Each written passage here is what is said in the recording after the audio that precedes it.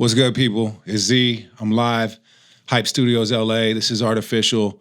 And I'm really thinking that me and Augie should probably dig into Kanye West because there's a lot going on with him right now. He's in the news. I think he's rising back to popularity. I think he has a whole different platform he's running with. And I think there's people that are on his side and people that are against his side and some people that maybe were longtime supporters and they're kind of left somewhere in the mix trying to figure out because of the erratic behavior over the years. I just want to touch on everything that's going on. I know you had firsthand experience with some of the events and the different events that he's thrown. So give me your perspective. Well, I'm Augie, and I think it's only right that we actually have the some of the memorabilia from one of the nights that I actually went out to go check out Kanye, because I'm sure if Kanye was sitting in this seat, he would have a lot to say as well. So that's representative of Kanye as a guest right now. As if Kanye is here in the room with us. But yeah, I mean, I've heard several different perspectives, especially on the album, and as well as just him in general.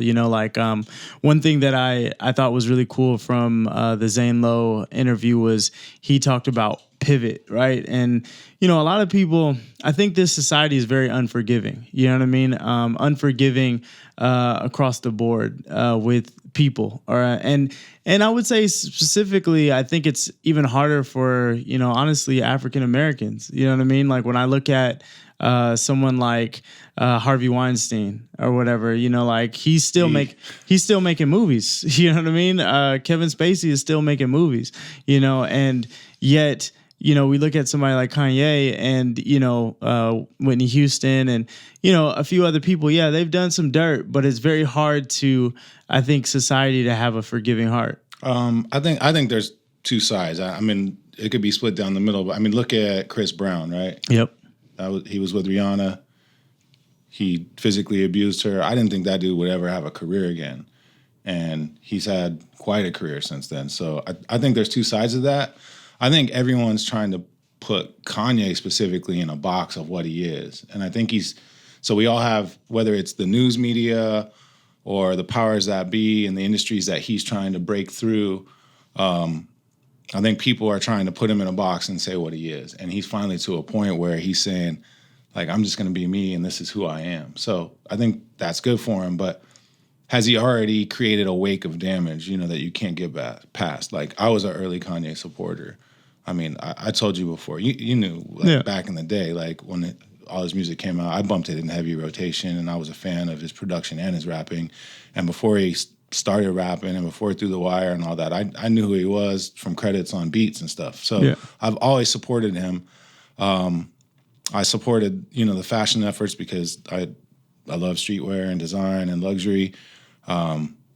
But he's done a lot of damage, I think, throughout the years, right? So there's been a lot of erratic behavior and not a lot of consistency. And for me, like, I've got a lot of insight from the Zane Lowe interview of like where he's at now. And I think maybe we're seeing a mature Kanye. But at some point I had to say, like, I don't support this dude anymore. As a man, if I'm going to find another man to be admirable to me, he's got to have some integrity. He's got to be stand up. He's got to be rock solid, and he hasn't been. So I think people are quick to be like, well, he's a creative genius, or it's because his mom died, or whatever. And I don't think it's just that. I think it's many things, and I've been waiting to see what happens, and maybe he's to a point now where, he will be rock solid. I have hope for him. Yeah. Well, I think when you dissect even artistry in general, you look at like Pablo Picasso. Most people don't know this, but he was more on the left side of things. He actually supported Hitler. He supported Mussolini. He supported a lot of stuff. You know what I mean? And yet Pablo Picasso is, noted as one of the greatest artist of all time. Yeah, brilliant artist. And so, and then when I look at like, okay, we can bring, Andy Warhol, into it or whatnot, and think about, just some of the stuff that these artists do to kind of shake the tide, right? And so the tide is, in a certain area. And I think that's actually what hip hop is built on, is shaking the tide. When I think about Kanye West, I think about, yes, he's done a lot of damage, but he's also done a lot of rebuilding. I mean, if you think about, in a sense, I'm talking about, like, to me, I haven't been a fan of Kanye's, some of the stuff like Pablo and some of these other records or whatever, DeJesus and stuff. I was never on that bandwagon. But one thing that I will say about Kanye is he does know how to capture a vibe, and he knows how to capture like a certain type of feeling that he's going for in that time. In the dark time, you hear that on Dark Twisted Fantasy. Oh, totally. You know, the darkness of his mom passing. But I also like just the lyrics and the elevation of the flows. And I think that's something that's lacking. So if I look at him from a pure hip hop perspective, it all feels kind of rushed to me. It kind of feels half baked, so to speak. So I don't know. I don't want to be like, this dude just keeps letting me down, because it's not that. It's just more of like, as I've gotten older, I've wanted to be more about integrity. And when I see like just all of this different erratic behavior throughout the years, I don't just equate it to genius, you know, like, and I'm looking for something more solid from it. I think I'm open to where he's going. And I've listened to the new album about 5 times already. Have you checked it out? Yeah, totally. Okay. Yeah. Okay. So for me, and I don't know what you think about it, but for me, there's a vibe there for sure. I feel the vibe, because I heard everyone's like trash, trash, trash, like internet, people I know. I think the expectations from the fans are they want a hip hop album. And even if it is gospel, they want it to be rapping. But one of the best elements of the album, I think, are the gospel harmonies. But I think one of the weakest links are the rap verses. Yeah, and it's weak to me. It's soft. It's just, and I'm expecting at this point, if this is this man coming into his own, essentially, after going through everything he's gone through, and I'm thinking at least the quality of this project, especially as important it is, it should have depth, and it should be on the level of all of his past projects. Yeah.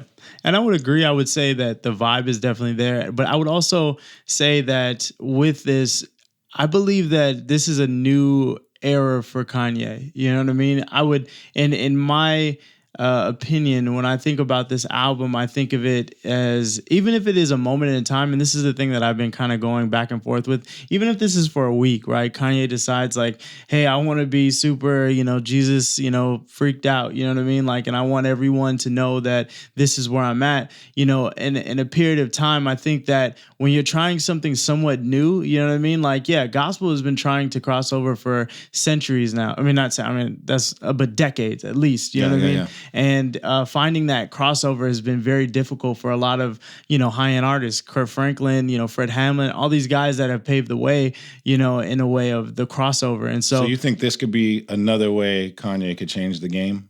I think so. Because he's affected a lot of industries, and that's like, he's kind of a disturber if you like really look at it. And I think you can get that from the Zane Lowe interview. Like, you can see where he's disturbed industries. He was talking about like Virgil like being the Louis Vuitton guy, and he's the Louis Vuitton Don, and like he should have been first to collaborate like that, and he tried, but then he realized, you know what, I am part of this, because if I didn't do that, it wouldn't have opened the door for it all to happen. You know? So he disturbed that industry before anyone else. He was knocking on people's doors saying, let's collab, on the luxury level. And even though he didn't totally get traction, I think he opened that door. He segued that to open the door for other people. Now look at where we're at. Exactly. And I think you're right. So I've never looked at it from a gospel perspective. That's not my expertise or my background. But one thing that I think he knows in his one of his songs, he says the Christians will be the first ones to judge me. You know what I mean? And I actually love that record because I feel like it's true. I mean, it's going to be very much of a, if you're doing what everyone is doing, you're not gonna jolt anybody. You're not gonna move them enough to keep you in the conversation. Yeah. So even if this is a way for Kanye to hop into the conversation, I do think that we will start hearing some more gospel vibes on records and hip hop and things. Just like when when Stronger came out, according to hip hop, there wasn't really synthesizers on the level of Daft punk and these kind of synthesizers happening at that time. And we were all like, yo, this ain't hip hop. This ain't cool. This ain't da. But realistically, I have to, like, I'm not trying to be super pro Kanye, but what I'm saying is that opened the door for what we hear today as far as like trap music electronically and, opening that door. And so I'm thinking that, okay, the lyrics to me do lack, and I'm not going to lie, but I do feel like what's going to happen is other gospel artists and stuff will feel like they can drop rap records and or songs more, and be accepted. No, I feel you. No, I think that's a perspective I never looked at it from, but he has a history of that. So we'll see what it turns into. I mean, you've been to a lot of these surrounding events, like I said. So like, what's your take on Sunday service? Because some people kind of look at it and think it's, it's invite only, it's for the elite, or it's for, his friends. I mean, how do you look at it? And then there's the whole church merch piece of it. And I know he's referenced it going to charity, but said he wasn't sure about it in the same interview. So give me your perspective on it. I know it was a good experience for you, right? Yeah, it was a great experience. Walking into it though, I was a little bit freaked out, with the cultish looking vibes. And, I had to realize that whatever my perception on it was, it had to come from within rather than being external. And what I was hearing was, people were going to this place like, dude, this is weird. It's different or whatever. And even one thing that I like, and some people will say that Kanye is more so exploiting like the culture as far as the gospel culture, like to America, in a sense or whatever. And one thing that I find really interesting is the fact that, when I went there, there was people of all different colors, all different ethnicities and stuff there. Yeah. And I like the fact that we're now at a level where gospel music and, Christian music can be in front of people's faces, whether it's exploitation or not or whatever. Yeah. I felt like it was cool because there were people there. Like I saw Kesha, I saw a few other people there that were like, what is this? Is this, and for me growing up in the Pentecostal church and other churches or whatever, I'm used to seeing people jumping up out of their seats and, yelling and screaming and stuff and, dancing and stuff. That's all a part of like that culture, you know what I mean? And so for me, I think that my experience, to answer your question, was, an experience that I felt like was a little different than some of the experiences I've actually had at church, to tell you the truth, because it was just all worship music that I felt was like, wow, this is like really on like another level. 60-piece choir, you know what I mean? And there's a hip hop twist to it, right? Yeah.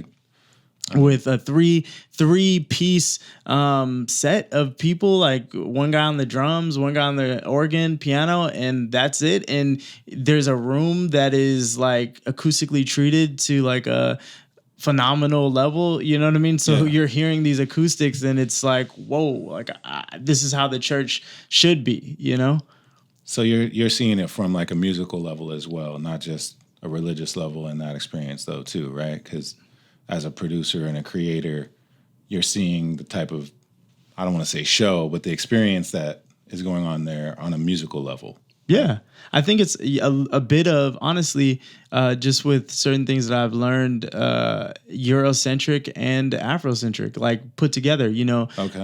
In a cathedral, you're getting that kind of acoustic, you know what I mean? You're getting this big acoustic, but in a cathedral and in a Catholic church, nobody's getting up and screaming out of there. Like I've never seen that where they're getting up and they're dancing and they're it's more so like you have, your guys singing in the back like hymns and everybody in the pews watching and listening. And then when you go to more of the Pentecostal background, it's like, that's what it's about. It's about like, dang, those chords are crazy. Those are heavenly chords. Those are, how did they even move here and do this? And so I think he's really putting it together in a place where we can kind of bridge the gap between, the way we look at society in a whole. It shouldn't be, we had this conversation of, gospel and Christian or whatever, like, aren't those the same, or religious and gospel or whatever the case is, but not necessarily, right? Yeah. When you look on Billboard and you look at, Grammys or whatever, there's still separate categories. Yeah.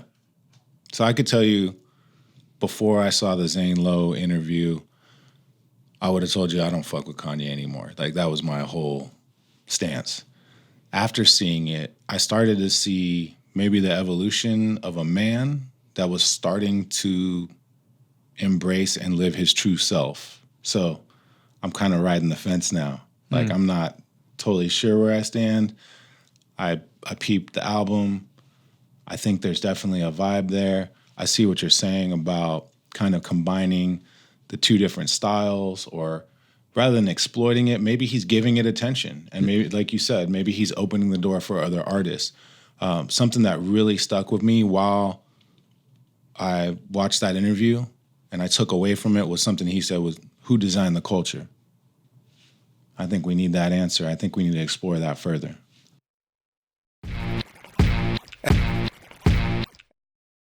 Man, can you believe we finally made it, bro? Man, I do believe we actually made it. So we're here now. Here we are, ArtOfficial show. Okay. We've been working on this for a while, but really at the end of the day, we've been trying to do something creative, collaboratively together for quite some time, and some of the things didn't stick, but here we are. Yeah. And this is the ArtOfficial show. Yeah. I mean, this is something that I think is something that was supposed to happen a long time ago. I think so. I mean, it's only right. Just we're 16 years deep in friendship, and it started with music, and, you know, here you are, a creator in, you know, kind of the recording industry, a creator with music as a producer. And I went off more into the graphic design and the marketing side of the business, but we're back in business. So, I mean, I remember the times that I used to go over your house, man. And one thing that I really remember is, I was psychotic. That I was a nut. And the fact that, you know, you gave me my first drum machine, you know. And, ASRX, right? Yeah. Sampling drum machine. That thing had great sounds, bro. Yeah. That's one of my all-time favorites. In fact, I tell people this story all the time. What story? The story about the fact that I was at your house. I'm scared. And I was mowing the lawn, and literally right after you gave me this, you know, SRX 10. I always said it the wrong way, but now I got it. Okay. And, you know, that started my whole career in production, to tell you the truth. Because if I didn't have those things, I probably would not be where I'm at today. I took you to your first hip-hop concert, too. You did. KRS-One signed your wallet, bro. I don't have that wallet still. You don't have it? No, I don't have it. I talked to him about it years later. I went to a concert. Anytime I can catch KRS-One live, I do it. I highly recommend it because he's just a god MC when it comes to live shows. I talked to him about it. So there was this show that this dude's like, yeah, KRS-One's performing live. We went. It was in a bar, and there were 10 people. And I got to hang out with KRS-One. He rapped to us like it was a personal show, and got to talk to him. He gave us all hip-hop Bibles, signed the books and everything. But I talked to him about that. I gave him the backstory that I was mentoring you in hip-hop, and that was your first concert, and that you freestyled to him about signing your wallet, and he remembered the entire thing, bro. It was sick. Are you sure that he just didn't think that I was just another black kid? No, man. I know he's done hella live shows around the world, but no, he intimately remembered that show. But the one thing I remember about that show, which was sick, and I don't want to get too sidetracked, but we were waiting for hella long. Other acts came on, and then he came on. At the time, he was working with some younger crew of rappers, and they just stormed the stage like guerrilla fighters. They were all in camo. They were just raw. They had mad energy, and the rapping just never stopped from start to finish, and I loved it. Yeah, I mean, that was definitely, I remember De La Soul was there. I remember Prince Paul was there. You know, I remember actually this being my first introduction to, you know, the life of hip hop, because I drove home at 4:00 in the morning that day. and the show started way later than it was supposed to. Yeah. Like all hip hop shows, right? Yeah, and then I had a college class the next morning. Yeah. You know what I mean? And so, yeah, dude, I mean, it's great. So, you know, let's talk a little bit about the transformation. I mean, you know, we're talking about you know, you knew me when I was 13 years old, and the type of person that I was at that time. And what would you say is somewhat of the difference of where I'm at now and who I am today? You know? Bro, you've grown a ton. I mean, I look at you now for advice. You've been a soundboard for me for years, but you're also kind of an old soul at the same time. I was talking to Nate, which is one of your childhood best friends, and he's like, Augie's never been like anyone else. He's always had a mind about what he wanted to do and a structure to it. So, I mean, it was just perfect that I was already in music. I had a recording studio, I had an independent label, and I was rhyming and producing, and I met you. And I'll never forget the story because you were outside playing basketball and you came up and you're like, yo, you do music? I'm like, yeah, man. And you were like, I do music too. They call me Ice Cube Magazine. Jeez, you're going to tell everybody about that I got to tell everyone, but it's just the resemblance, right? But it was the cutest thing, just as me being a young adult and you being a little kid, and you were 12, about to turn 13 when I met you. Yeah. But yeah, we've both changed so much. Like I was a madman back then, and I've gone through a lot of change. I had a kid. You experienced me having a kid, right? And now you're about to have a kid. So you're about to go down that path. But I mean, I just think it's been a lasting friendship, and it's what we need to do. Like we need to get on the mic together and show people this relationship, and we need to use it in the format of the Artofficial show. And the whole idea really for me is, how do we bridge the gaps? Because it's always about the old heads are grumpy and saying this or that. There's a divide, and then you got all the new style kids, and they're all about what's relevant. And like you age out in hip hop, like and for me, it's my culture. It's how I grew up. Yeah. You know, I started with breakdancing. I wrote graffiti. I lived the elements. You know, I lived all of the elements, and like to think that because I'm older now, like I don't have a voice or I'm not relevant or there's not a place for me in my own culture is crazy. So my whole theory is through Artofficial, we can bridge that gap. And It doesn't matter if it's a gender gap, if it's a racial gap, if it's a sexuality gap, whatever the gaps are in hip hop and or the greater street culture, like let's make it our job to bridge those gaps and elevate the culture overall together. Yeah, I agree, man. And just getting together and thinking about, you know, bridging the gap. Also, one thing I think is really important is health, you know, within what we're doing and, you know, the type of inspiration we want to give to like our communities and stuff like that. I mean, I look at somebody like, you know, Gucci Mane, you know, they're talking about he's like a Gucci clone, you know, and honestly, I remember Gucci before he went into jail, man. This dude had, you know, ice cream cakes on his face, you know. Ice cream cones. I think he was thinking about ice cream. Thunderbolts, yeah, you know, and Thunderbolts, you know, but now. That was his Coke persona, right? Yeah, he has an autobiography out. Can you imagine that he wrote like with someone or whatever? I did listen to that on like book on tape kind of thing or whatever audio book, but it was pretty cool to get the perspective of it. But do you think he wrote it though, or do you think that was I mean clone? He had to write it with someone else, but it was his voice. Was it the clone or was it him? No, it was him. Yeah, Gucci clone. I mean, this dude's transformed in front of hip hop, and I think that should be a testament to like what people can do. Like we're resilient. Like you can optimize yourself and do anything you want, right? Like. And I think when you talk about that transformation of you being young to being older, or the same for me, like we both have seen each other transform in a great way. Like you just ran a marathon. Yeah. And I could remember you being 16 and having lower back issues, mobility issues.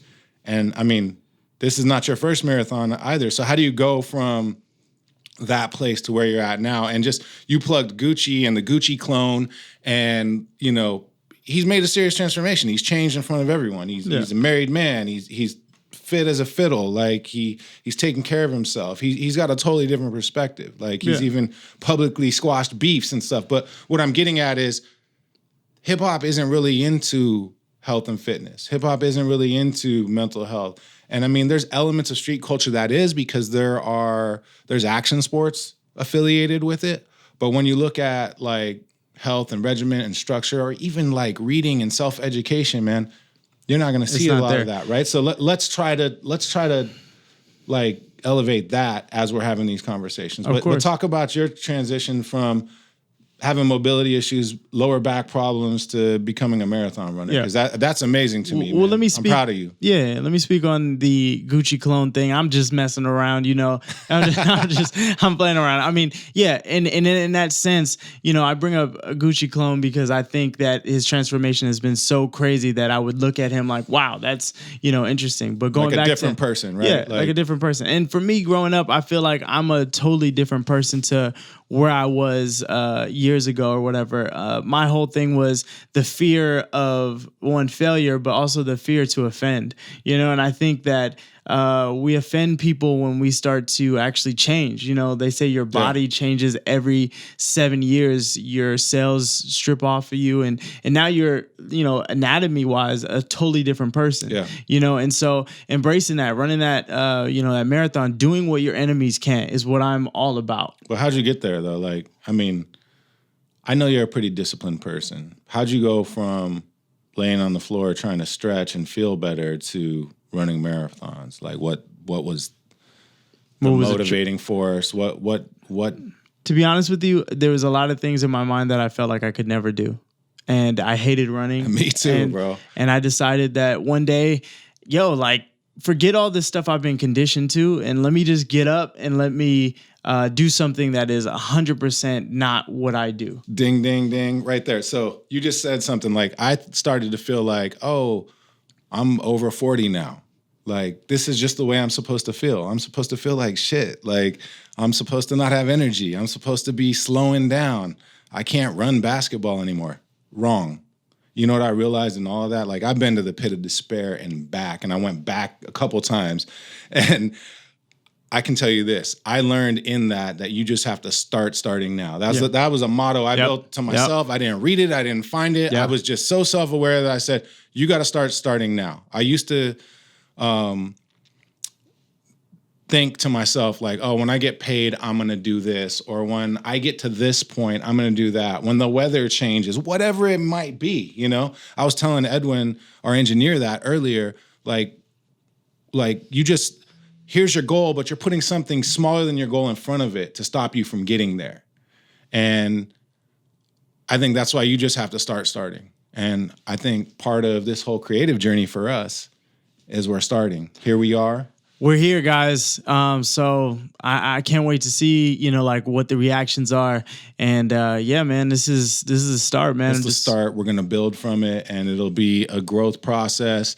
And we're going to continue to make content. And, I think, you'll get to see that journey of two friends that have already been through a journey. You'll get insight in our friendship and relationship. We're going to try to bring you some really cool guests that are related to music, art, and culture overall. And I think if you go back to the Kanye conversation, and that one thing that resonated from the Zane Lowe interview was who designed the culture. And that really started making me think about what he was saying, like just the whole, fascination with jewelry and cars and getting the bag and like putting that all first, like who forces that down our throat? Who controls that? Who runs that? And I think for us, this show is a platform to kind of defeat that. So we can own the culture, the people that are living it, breathing it, representing it, and we can elevate it, man. And that's really, I think, the goal of this show. Let's do it. Hey, yo, it's ArtOfficial. Yo, folks, I'm super stoked right now because we have an ArtOfficial artist in the building. ArtOfficial, let's go. Really, this man is a visual creator and developer, and he's got all types of design chops. And we want to introduce to you someone to the ArtOfficial show. His name is Dominick DeJesus. Let's hear it for him. You may know him from the Snoop Dogg Little Dicky interview video. He was the animator on that, as well as some work with Bento Box. He's done work for Jordan Peele and Kanye West. And, we're just really happy that he came to be part of the show today as a guest host. Yes, sir. Let's go. What's going on? Everything's cool, man. Everything's cool. Yeah, you just chilling? Hey, man, that introduction was amazing. Oh, you like that? Okay. Thank you. Yeah, well, you deserve it because your body of work is amazing.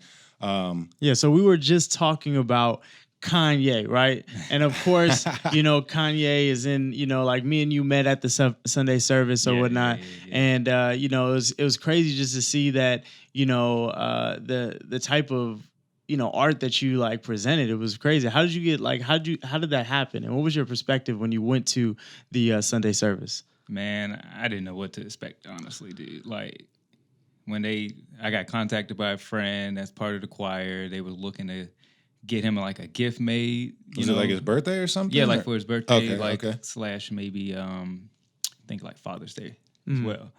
And they kind of had an idea, and then they're just like, "Can you paint this?" And I was just like, I'm not gonna have time to paint it. And then they were just like, no, do your thing. Do your thing. The thing you do at the computer. I was like, oh, you want digital? And I just kind of like did what they asked, but put my touch to it. Yeah. Okay, so I mean, getting in that, me and Z had a rant earlier, or whatever. What is your perspective on like where Kanye is right now? Have you delved into it a little bit, or like, you know, I know you talked about you being a fan when you were younger, and then, you know, the disconnect, and then, you know, here's, I guess, the arrival, or, you know. I don't know, man. I'm still like on the fence. I do love Kanye the artist. I'm on the fence too, bro. So see. I love the artist. I wasn't on the fence before. I was like on the I can't fuck with him tip. So I'm on the fence now at least. And he say some crazy things sometimes, man. And how do you? That's what I'm saying. So what I'm saying to Augie is, as a man, as I've aged, I've learned that I'm more about integrity than I've ever been. Mm-hmm. Like I want to be about what I'm about, you know. And I don't want there to be any question about that. So if I'm gonna admire a grown ass man, exactly, like. He's got to be more rock solid than me. Exactly. I mean, that's just how I look at it. But and when you have, you know, that kind of crackish behavior, that whether it's mental health or whatever it is, like honestly, as a fan, over time it was like a letdown. So I mean, is that kind of the perspective you're coming from? Because you're saying like you're on the fence, or kind of the same thing. It's like certain things, you know. What are those certain things? Like I used to say, like to a lot of my friends too. A lot of people. I don't think they were slapped on the mouth enough. You know what I mean? Yeah. It's certain things you can say, and you know, even if you really want to say it, I understand. We have freedom of speech, but there's a time and place. Yeah. And you know, I just hate the fact that we lose the artist Kanye because of all the stuff he tends to say, or you know, his viewpoints on life or how he feels, and it's just like I understand. He feels that that's more drummed up by the media to put him in a box of what he is, rather than allowing him to be himself. But wait. But isn't art built on the concept of, like, you look at somebody like, you know, Matisse, right? At the end of his whole entire time of, you know, painting these crazy colorful murals and things like that, he goes to cutting out pieces of, you know, paper, you know what I mean, which most people would be like, what are you doing? You know what I mean? But to kind of give that jolt. And so when I think about the structure that, you know, even us morally, conditionally, we could look at Kanye and say like, yo, like he's not allowed to do that. But who's to say we're allowed to tell him? Art is subjective, first of all. I mean, someone could look at crap and think that it's, you know, beautiful. I mean, it's just it's to each his own at that point, right? Yeah, but how do you find a balance? What do you know about Matisse, anyways? Where'd that come from? Well, I mean, I study art. You know, I study. I'm just clowning. It's all good. Some of the greats, just because I want to be able to identify, like, in a lot of stuff has been fed to us. You know what I mean? What is your perspective on that? Because you're free spirited as you create some of the stuff you do. I mean, at the end of the day, I mean, if Kanye continues to drop music, I'm gonna always listen to it because he's already. You know, he's already proved that he's this shit. You know what I mean? Like, he's dope at what he does. So did you listen to his new album? Not yet. Okay, because we both peeped it. The only reason why I haven't listened is because I grew up around I grew up in the South, so it's just like a lot of Baptist church music. So I have to really be in the mood because I just grew up listening to that. Like, I don't think it's that churchy, though. Do you think it is?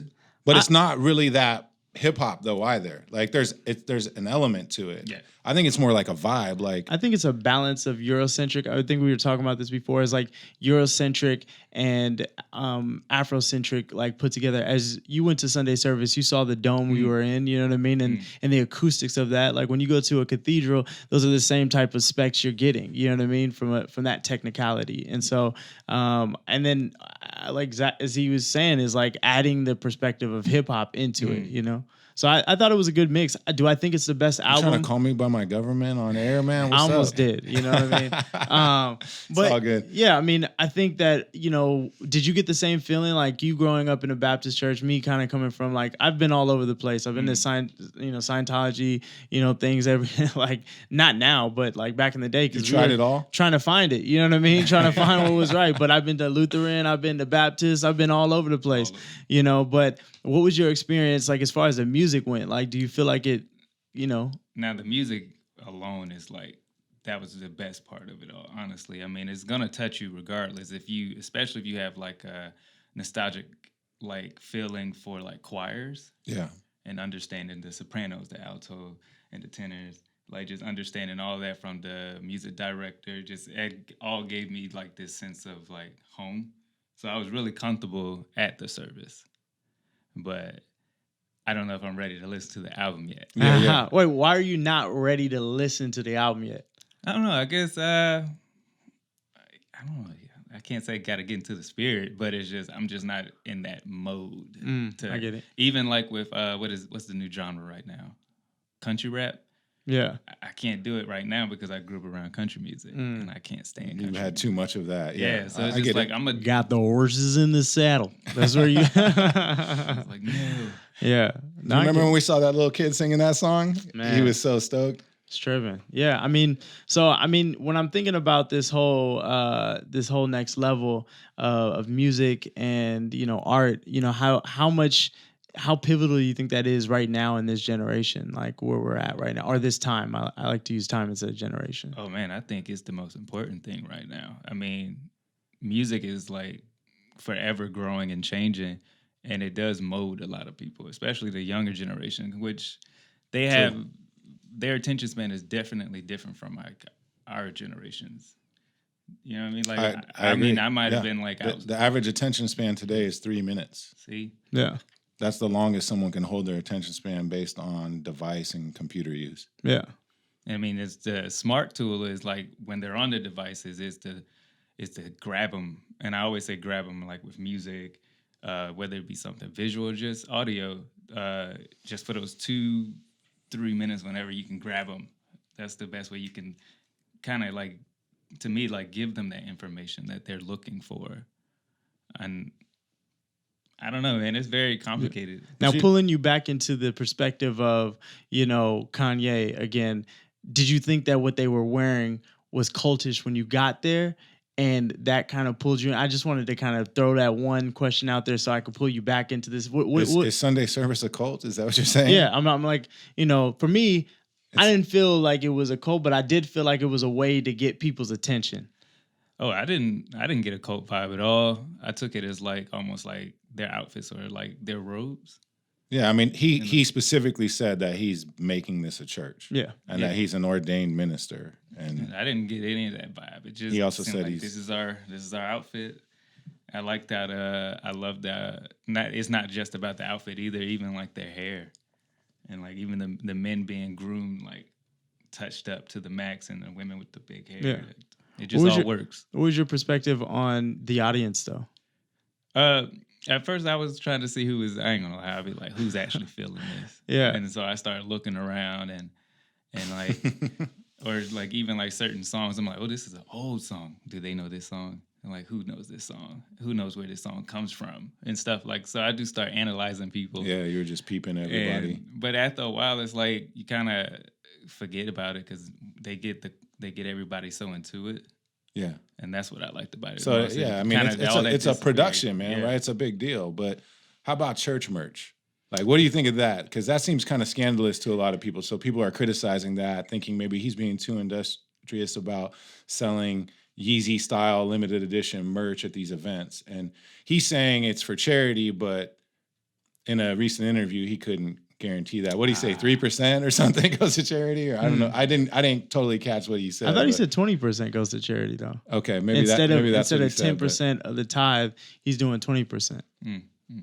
I mean, I don't think they should bother him. If he gets church merchandise, I mean, there are bigger churches that have like endless amounts of tithes and offerings. Yeah. Like, I mean, DVDs. Like, how many times are we gonna have to? Buy our DVDs and like watch the service online and pay. Like they're getting their money too. Yeah. I'm pro Kanye in this time. I think that a person, like I said, I brought this up before, but a smart person pivots. You know what I mean? And like he quoted that in his interview, and it was just one of those things where it's like, yeah, I mean, you look at someone like Kobe Bryant, right? Like we could have continued to bash him to death of the scandals he was over, and but you know what he did? He changed his number and he came back and he scored, almost like 80 points in a game. You know what I mean? To be like, and then stepped away from the whole entire entire thing and just said, hey, y'all can think of me however you want, but you know I'm one of the greatest. One of the greatest. You know, so that's kind of how I'm viewing Kanye right now. It's like, hey, he's having a pivotal moment. Like, you know, let him have his moment,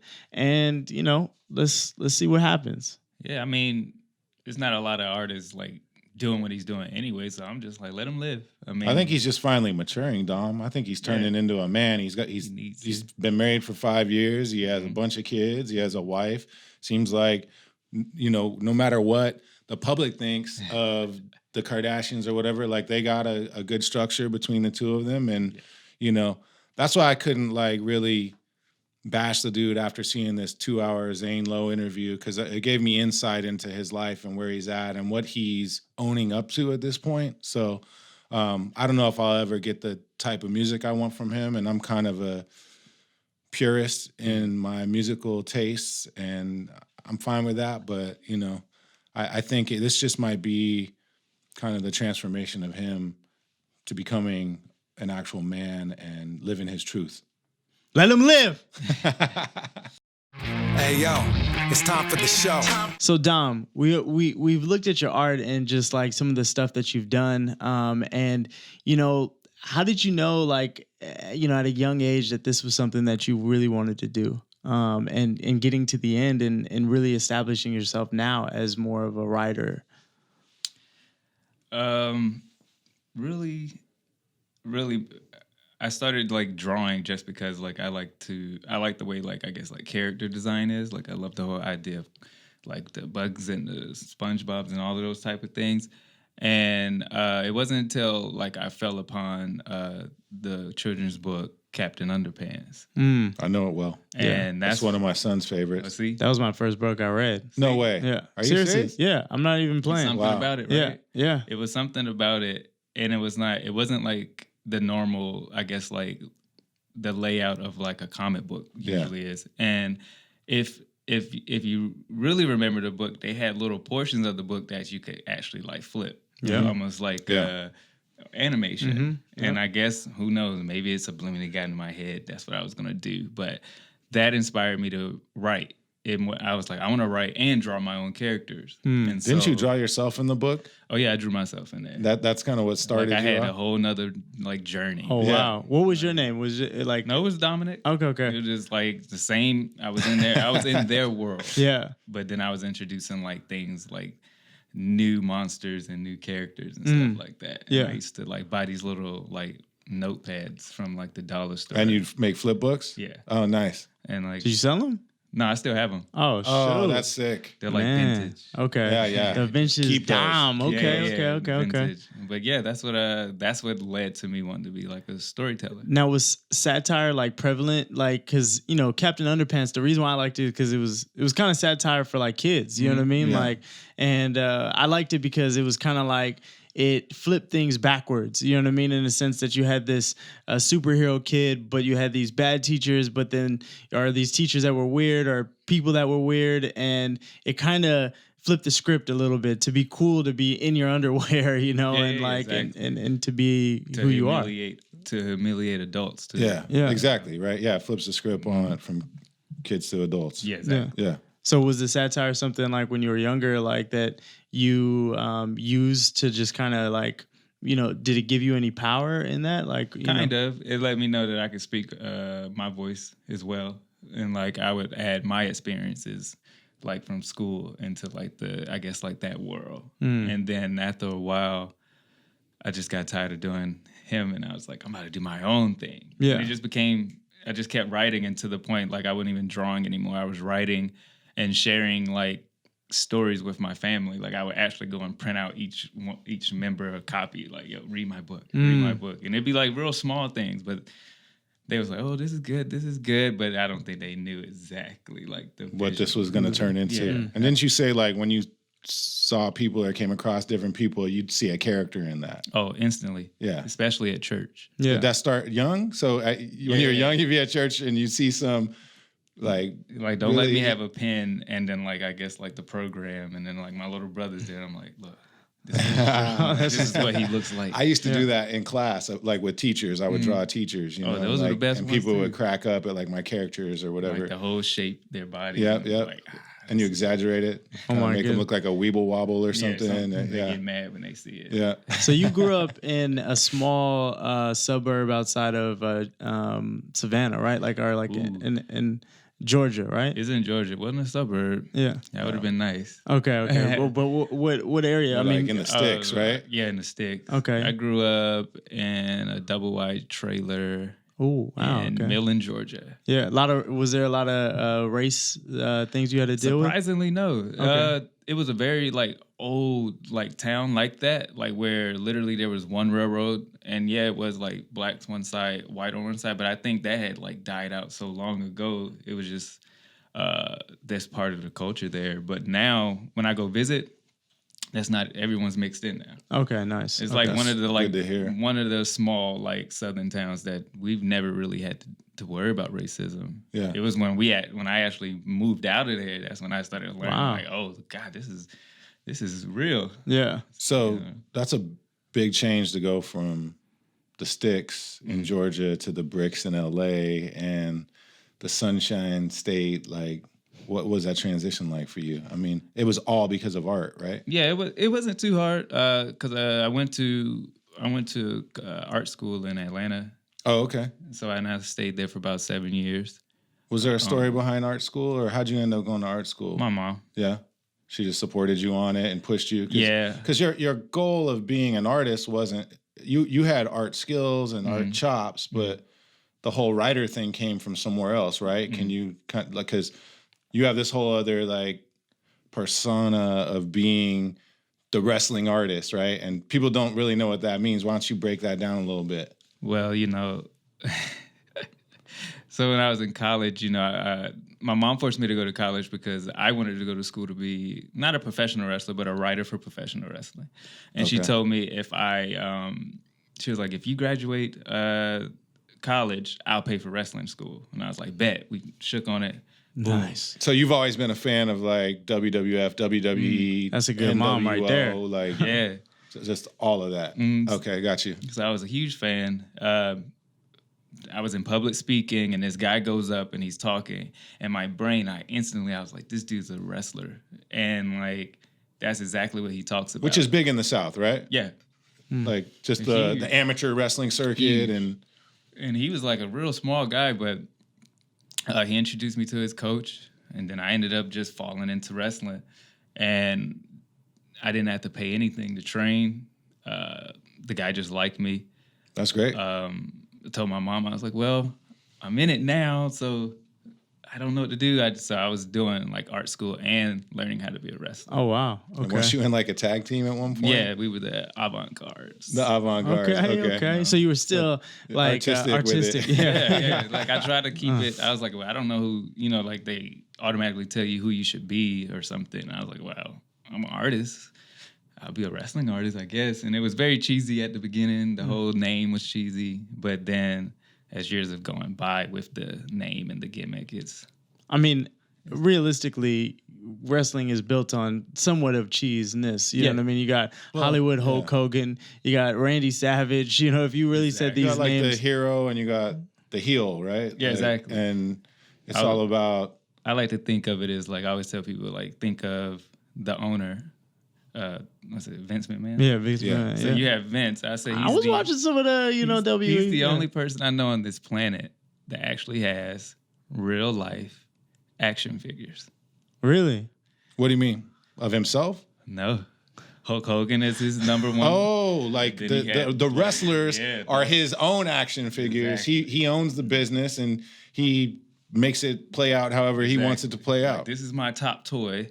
And this is the top bad toy. Yeah. All the other guys, how do we get them? Wait, so he really owns the business? Yeah, that's his. That's crazy. Well, you thought he was just like a persona? I thought he was, come on. You're watching it, you're thinking that this is he was an announcer that bought it, I think, and built it to what it is, right? Or he owned it and was an announcer. And wow. Billionaire, man. Really? Jeez. Wow. It's crazy. Shout out to Vince McMahon. I'm inspired right now, So, that's how I ended up kind of falling into that, I guess, that persona. So was the plan? Obviously, there was no plan when you were a kid drawing, except you wanted to kind of escape and put yourself into comic books. But once you decided you wanted to be a writer, you were going to use those art skills to get there. Was your end goal to become a wrestling writer and use art to get you there? Yeah, in a way. I mean, that's some forethought to kind of like map that all out in a roundabout way. Like, it didn't make sense to me until you told me you're a storyboard artist today, and you're learning how to write for, like, you know, the industry, right? Yeah, it's like I always tell people with storyboards, I've become like, I like to think of storyboard as like the boot camp to becoming a director. Really? Okay. Because it's good. Because the insight I have now from learning how to visually tell a story, but not just learning how to tell it, but draw it out. And not just draw it for myself, but who's looking at this? Who am I like giving direction to? And that has really like amped up, I guess, like my visual eye, I guess, whatever the magic word may be. Yeah. But it makes me approach everything so much differently. And everything I started learning from animation and stuff like that, I decided, I was like, wouldn't it be cool if I took these same tools that I'm learning in animation and brought them with my wrestling background? And then I was like, and I could use both of these tools now to pioneer me towards being a writer.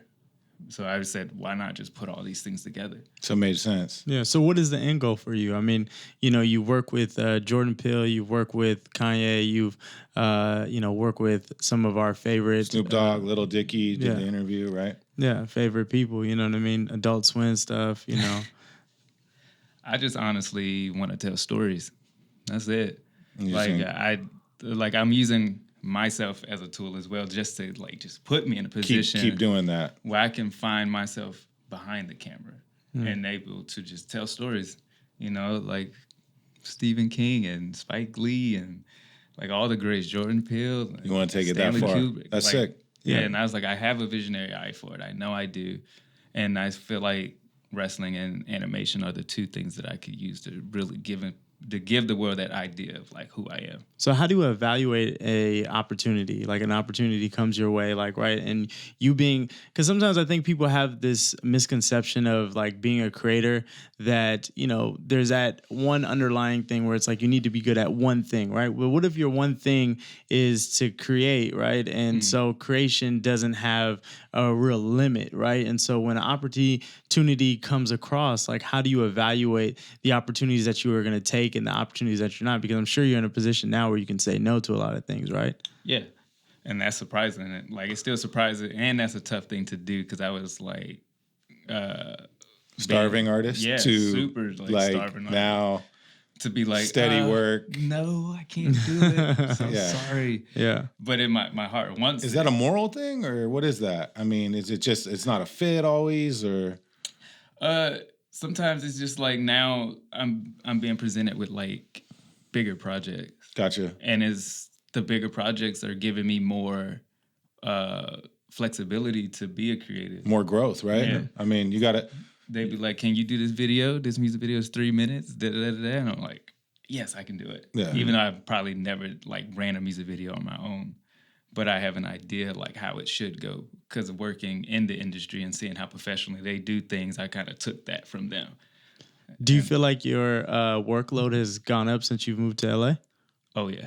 Oh, wow. Okay, so Definitely. for all y'all out there, like in other Definitely. places, LA does serve to be what it is. It's the proving ground. It's the Yeah. Mecca. It's where entertainment happens, man. Yeah, because we were talking like 6 months ago, and I remember you saying like, "Hey, let's see like where it goes." It seems like or maybe 7 months ago when we met at the Sunday service, and you're like, "Yeah, I'm doing a few things," and then now it seems like it's definitely gone up a lot more. Yeah, man, it's been nonstop and very productive like season for me.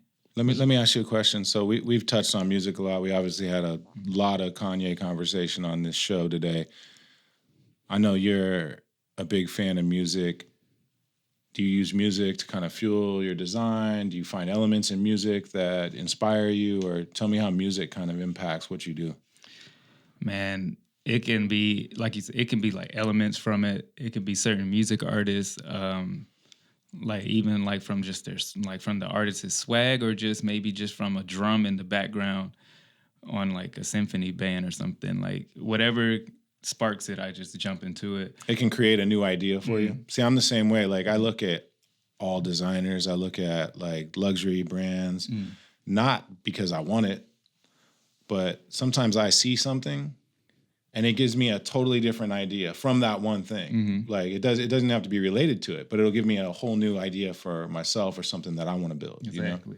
You know? And that's just, it's like, it can just like, as soon as the beat hit, I'm like, oh man. Or it can be like, it can just be like violins, dude. Like I'll be like, oh, that's great. I'm here for it. Sounds like you draw inspiration from a deep place, man. Yeah, like, man. That's dope. All music. Everything I say everything that I do is based off or based around music. That's dope. So that's why I try to make sure I stay in that realm, because I have more like fun doing like music videos or making a small snippet for like a music artist, even if it's just a chain swinging. I'm like, it's something to do with music. So I want to make sure that I stay in that realm.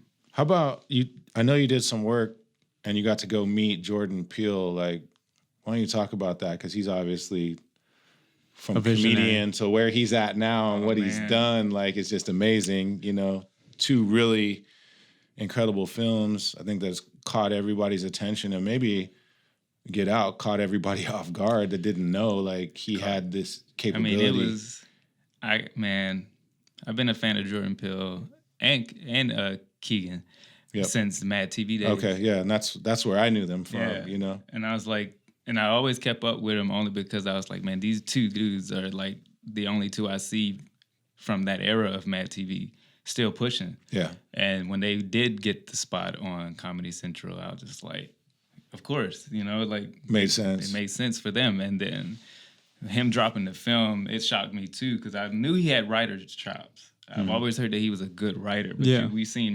mostly comedy. And when I saw Get Out, that's what made me be like, all right, boom, I'm a huge fan. Like, idolized him right after that. And because of his hard work, you know, and whenever I see like things like that, that just motivates me. I'm like, man, he got his shit together, and boom. For sure. Like, he's totally on a different level than he was before. Like, he's elevated himself. Now, I feel like there's a balance, you know, like when we're watching like Get Out, right? I have a lot of friends of mine that look at it from a perspective of, you know, there's that line, actually one of my favorite lines, where it's like, you know, how many of us have a friend that has said, you know, like, I voted for Obama, you know what I mean? Or like, or have that, you know, and I feel like that's where, you know, kind of like the theme of the show at the beginning is, you know, that is something that would shock somebody, you know what I mean? Like, to feel like that dialogue hasn't been, you know, like laid out or whatever. And so some people would have been like, you know, Get Out was a little bit too much. I'm surprised that, you know, it was able to get to the place that it got to. Yeah, right. And I'm glad that it got to the place that because it started a dialogue. And so when I look at art, you know, from that perspective, you know what I mean? Like Pablo Picasso, Matisse, and, you know, Leonardo da Vinci, all these people or whatever, like there was that piece of like, let me shock you a little bit with reality. Well, I mean, The Sunken Place. I mean, that's a deep concept. But not everybody knows about this. A lot of people have been there, like, but they didn't know it until they saw that shit. Yeah, a lot of people don't know about The Sunken Place, though. You know what I mean? Like, you know, for us and for, you know, people that are aware of hip hop, whatever the case is, Sunken Place is a real thing.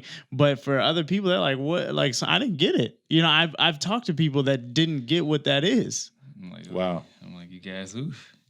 Yeah. So you became a fan of his, and you did like some fan art. Is that what really went down? Or yeah, that's exactly. You were inspired by his next film. Yeah, it was it Us? Yeah. It was what was it?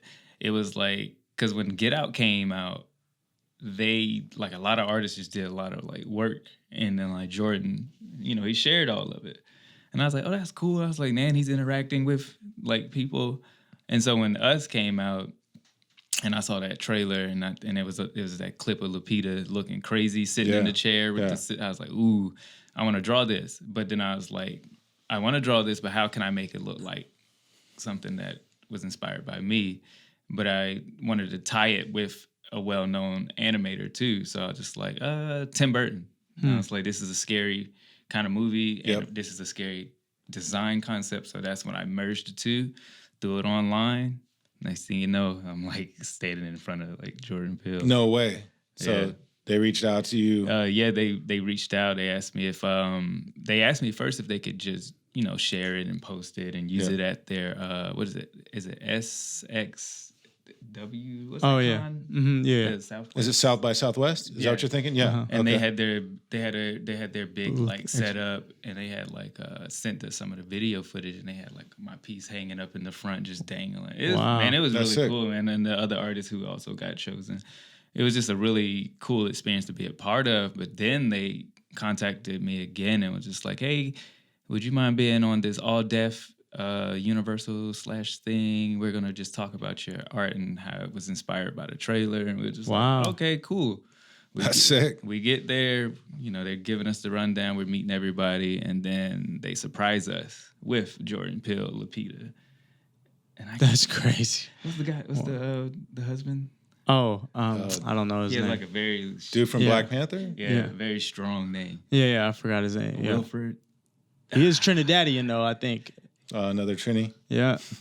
That's your family. Nicest person you'll meet. Oh, really? That dude is Okay. he's huge. Yeah, he's a big dude. Really nice. Yeah. Really nice. But yeah, man, I guess I just wasn't expecting any of that. And that was like maybe like a couple weeks prior to when I met you at the Kanye thing. Wow. So I was just like, man, I am like meeting like a lot of the people I looked up to or people I love. That's a vibe right there, man. Like that's kind of a testament to where you're at, where you came from, and like what you're achieving along the way. You know? Yeah. So what can people expect from you moving forward? Man, some personal like animated projects coming out.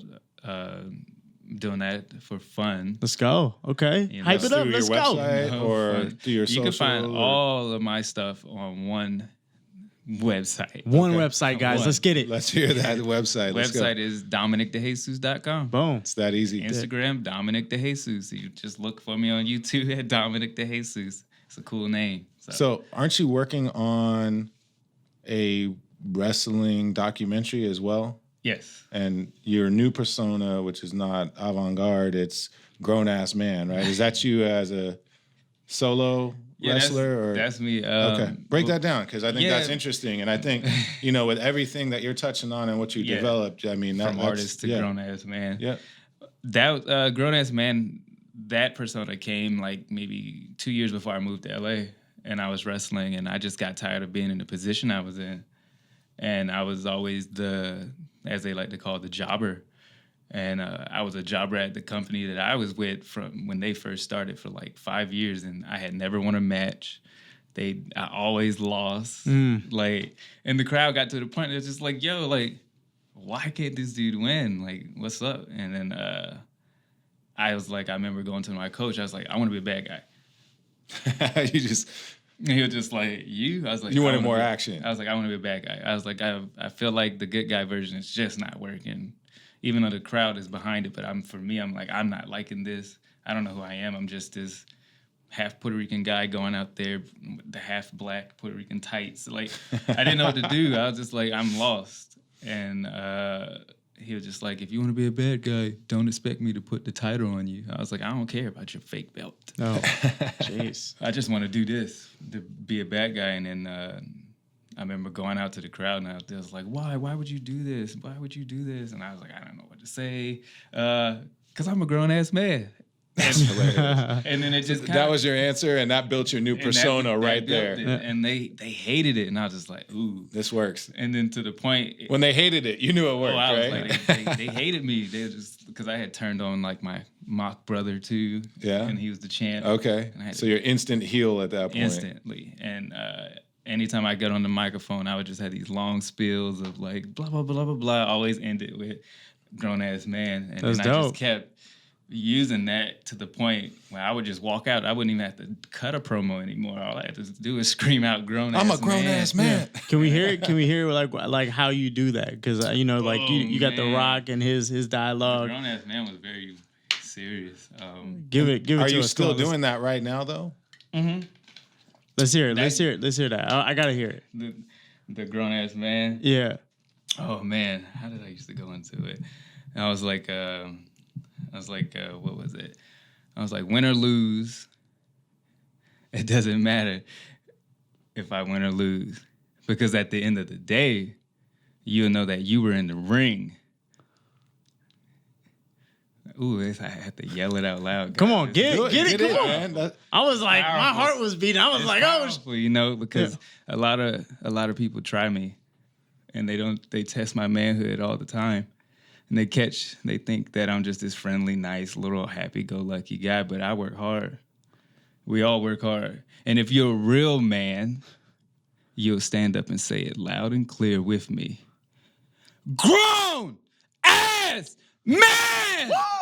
oh shoot, man. I wasn't expecting that. I wasn't expecting that because you were so chill and delivering You it. have to let them know. I feel like you got a pocket suit on. You got like a whole outfit on. You gotta let them know when you shout that out. Like it's like when I shout it, I really mean it. Yeah, I feel that. And it's more like, it's not about me being like, you know, whenever you hear like a man say he's a grown ass man, most of the time they're like douchebag and this, that, and the third. Yeah. But what I decided to do with it, I made not a movement, but really a statement of men. I try to surround myself by men who I consider grown ass men. And that's men. Well, you're in the building with some. Yeah. Stand up, dudes. Yeah. Well, I'm here with you guys. Rock solid. Yeah. We all grown ass men. Let's go. We handle our business. There's no excuses. If we mess up, we messed up. We can't blame it on nobody else but ourselves. That's go. what grown ass men do. I buy into that. Nice. Well, let's give it up to Dom DeJesus in the building. Yeah, man. Thank you. It's been a pleasure having you. Really And this appreciate dude it. is artificial for Thank real. you. Let's go. Thank you. Hey man, My guy. stay grown. Yes, sir. Appreciate you coming on, man. Definitely.